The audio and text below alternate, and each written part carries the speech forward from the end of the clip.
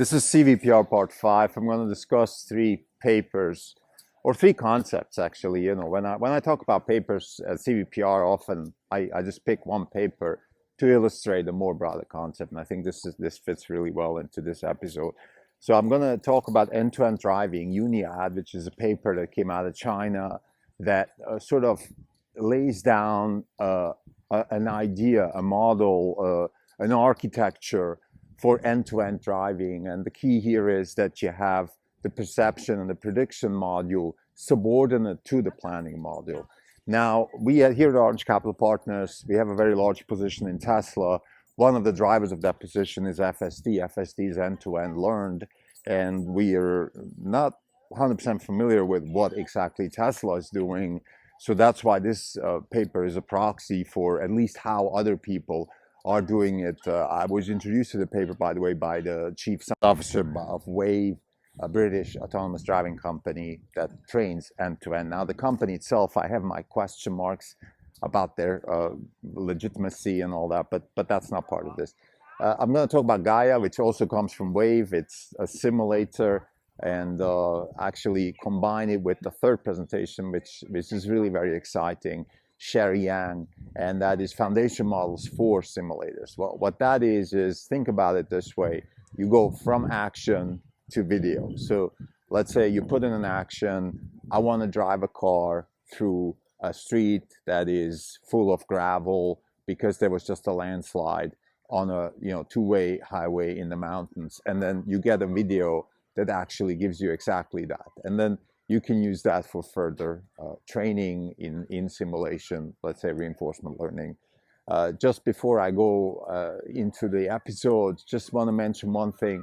When it comes to simulation, I think we're certainly very excited about simulation as a concept, but let's not forget that simulation is really just the beginning. What you really need is a ground truth. You need to understand what actually good driving or good behavior in general in robotics means in order to train the robot, whether it's in simulation or in real, in order to have a reward function that actually works for the robot. You need to be able to tell the robot what's right and wrong. And that is, in my opinion, a much bigger task. And we believe Tesla has an advantage there because they do have a ground truth. They do have the internet of driving, if you will. And the internet of driving is, of course, the data set of Tesla customers driving every day on the road that is captured in video through the camera system of Tesla. This is a Not Even Wrong podcast. It's July 9, 2024. This is Krim Telco. For the day, we're up 1.2%. For the year, we are up 24.6%. The market is up 16.6%. We're outperforming by 8%. So this is CVPR part 5. I'm talking about end-to-end driving and then simulation. So let's start with end-to-end driving. UniAD is a paper, came out of China last year. And really interesting part of this paper is it's a formal approach towards end-to-end driving. And what that means is, in principle, it means that you go from pixel to planning. So from pixel to planning, so there is no intermediate module or some sort of cascade of tasks. This is very similar to if you take a human person that plays chess, right? You could subdivide the tasks that a chess player is doing into different modules. First I look at the board, perception. Then I think about, let's say, I don't know, I have 10 patches on the board, and I look each patch, I try to, optimize my action, and then I find one patch. Then I have a motion planner that plans my hand movement towards the figure that then will be moved on the chessboard. So you see what I'm going here is, this might be the way we do it, but it's certainly not the way we perceive, playing chess. It's just one thing. We look at it and we make the move, which is the plan. So having said that, what that means for driving is very similar, right? Imagine you're driving a car And are you really looking at every individual object separately? Are you calculating the geometries of the object? Are you predicting for every object what it's going to do? And then making are you thinking of the actuators in the car, of how much pressure you're putting on the gas? Of course not. You're just driving the car. It's one big move. It's one thing that you do. Now, all these sub modules, they are still there. Obviously, you need vision. You need to see things. You need to be able to think. You can see that very often. Let's say there are certain parts of the brain that are occupied when you drive, and certain parts that aren't. I can listen to audiobooks when I drive.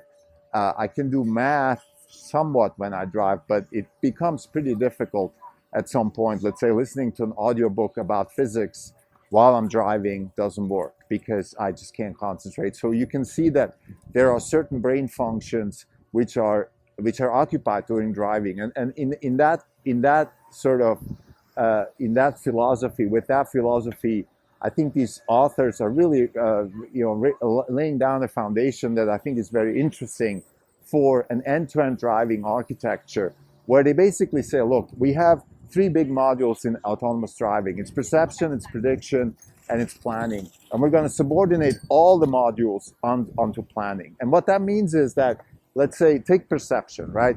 You can geek out on perception till the gazoo, right? You can have perfect perception, but maybe you don't need perfect perception, because if you subordinate perception of autonomous driving towards planning, then maybe there's stuff that you need to learn in the perception module that is necessary for planning, and other stuff that you don't. The same with prediction.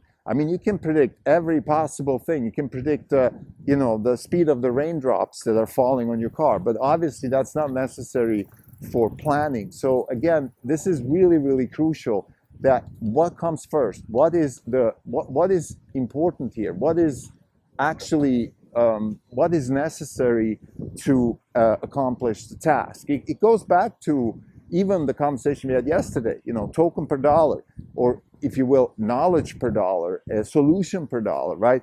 How efficient are we in our attempt to find a solution for our given task, in this case, autonomous driving? So the paper goes through what's methodology. It's pretty comprehensive.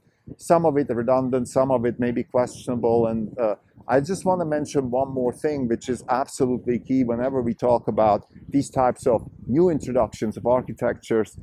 There is, of course, the question of evaluation, right? How good is this model, and how can we improve it?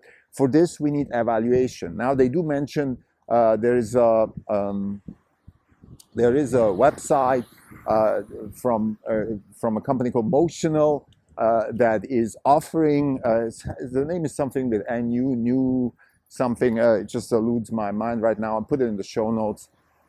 So there is a benchmark, a data set for autonomous driving planning that you can test your model with. Now, I want to mention just one more time, I think I've mentioned this many times, but the advantage that Tesla has is actually really nicely described here in the context of this end-to-end driving task, because you can see how Tesla's data set and the ability to evaluate the models both are absolutely key. And that's because Tesla has built an infrastructure to do that, right?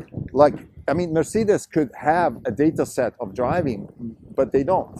Tesla has, because they've built it over the years. That's part of the stack that Carpathia and all built. They didn't just build an autopilot; they also built a camera system that collects the data for driving, which then gives you an imitation learning framework on which you have a ground truth for what good driving is. It's certainly not the perfect driving, but it's good enough for humans because it's based on millions and millions of miles of human driving. So the same now with evaluation. Like when we come up with a new model, what Tesla can do is they can do A/B testing on the fleet with shadow mode And this is unbelievably powerful because that's how you get better, by testing, testing, testing, testing. And what academics often struggle with is exactly those two things. One is they don't have the ground truth, and the other is they have, how are you testing? So then you have to create data sets, you test on them. It becomes a little bit of a chicken and egg problem then, because if the data set is not really comprehensive enough, then you're testing on something that is not really comprehensive enough for reality. So you have kind of a derivation of the sim to real problem. In this case, it's let's call it the test to real problem, which is if I test on a certain data set and I do really well on that test, but that test isn't exactly reflecting reality, then what's the point? So this is just to say that, again, no matter what the drawbacks are of an academic approach towards end-to-end driving, which, like I just said, is driven by the lack of a comprehensive data set, of a comprehensive understanding of the ground truth, and a lack of evaluation methodologies, it is still very useful. And it's a good sneak peek for us also to have an understanding of what Tesla might be doing. And whenever we have a chance to actually talk to them about it on a future AI day or at some of the conferences that we're attending, we're definitely going to use some of the insight here to ask questions. Now let's get to the second part, which is GAIA. I'm not going to spend too much time on GAIA because it is similar to the third part, which is the foundation model for simulation. GAIA comes from Wave also. It's a model for simulation, and it's basically saying that, okay, we want to take video data from real-world driving and then augment them with generated AI. So we have a crossing with a car coming from the left and a person crossing the street, and we're just going to add more people to the street, we're going to add more cars, and we're going to create a scene that is more complicated, and then have our car in simulation driving across that scene. I'm not going to go too much into detail about the technical details here. All I want to say is that when I asked the chief science officer, what is your ground truth?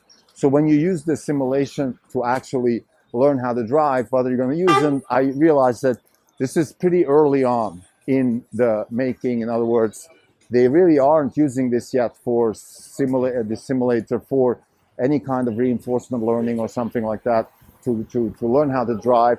Their ground truth is actually expert driving. So they're still very early days. And that's sometimes a little frustrating with this company Wave. On the one hand, they're selling themselves as a end-to-end autonomous driving company, and then you think, oh well, they're like Tesla. Well, they're not even close. And I understand that's marketing, capital raising, all that. The people are legitimate. The people, the CEO, the CSO, both of them, I met them at the conference. They're legit. They know what they're doing. I just feel like the company's overselling itself a little bit. Now let's talk about Sherry Yang. That's, I think, really, really interesting what she's doing. I've spoken about her work before. She's a DeepMind now.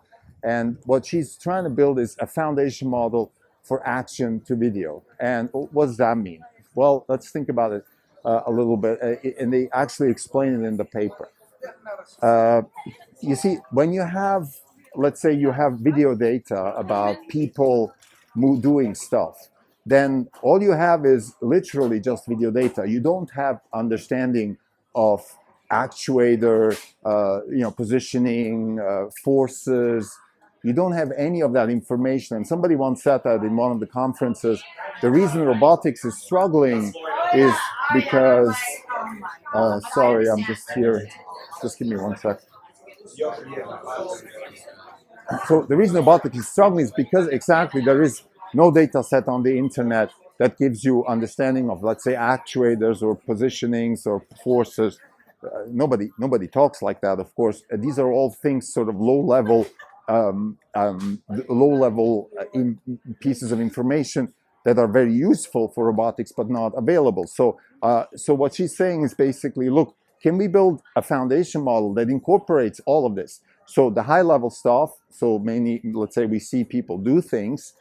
We have positioning, we have geometric situations, motion situations. So car goes from A to B, but we also have low-level actuator information, and we all combine this into a foundation model, and then learn that model in a combined representation using, let's say, familiar text to text, string to string vectorization techniques that are used in large language models, and then use those as representations for tokens, and then use the tokens for transformer-based learning, and then go from there. So this is roughly the way I understand it. So the real contribution of Sherry's presentation is that even the thought in itself is useful, that you just don't have the data. I mean, this comes even to Tesla, right? If people can see how, let's say, people drive, right? You have the egocentric camera which drives. It still doesn't give you information about actuators and power and so. But of course, because the egocentric driver also is actually using the actuators, which is the gas pedal and the brake, these things can be combined. So it seems to me that Tesla actually has for autonomous driving what Sherry Yang is trying to do, which is a foundation model that incorporates visual, location, motion, sensor data, and also low-level sensor data, such as, again, like forces and positioning of actuators and those sort of things. But I think more in principle now, again, this is very important that we have to understand, like, AI is just as good as the data that we give it to learn. And in order to learn a foundation model for robotics, we need to have vision data, we need to have low-level actuator data, we need to have motion data. And what Sherry is trying to do is combine it into a foundation model. What that means is, just think about it like low-level representation in token form, in string form, in vector form, that then can be used for higher-level learning, whether it's through ChatGPT type architectures, or whether it adds even more interesting architectures on top. That is a different conversation. We spoke about this also in one of the past presentations.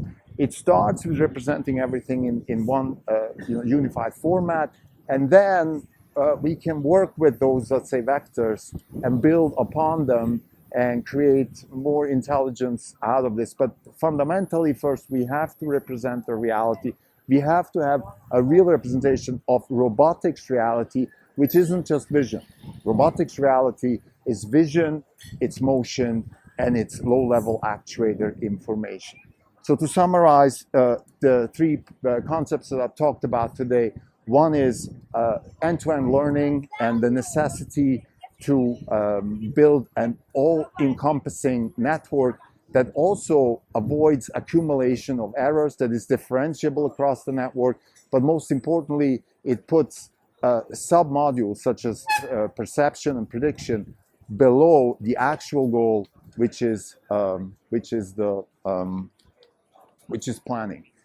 Then we have the simulator from Wave called GAIA, and we have Sherry Yang's idea of foundation models, which incorporate all information that robotics needs, which is vision, which is motion data, and low-level sensory data, into a foundation model that then can be represented in a unified string form, and then learned from there in, let's say, GPT type form, and then hopefully we get the kind of intelligence and emergent properties that we also got from large language models. Thank you.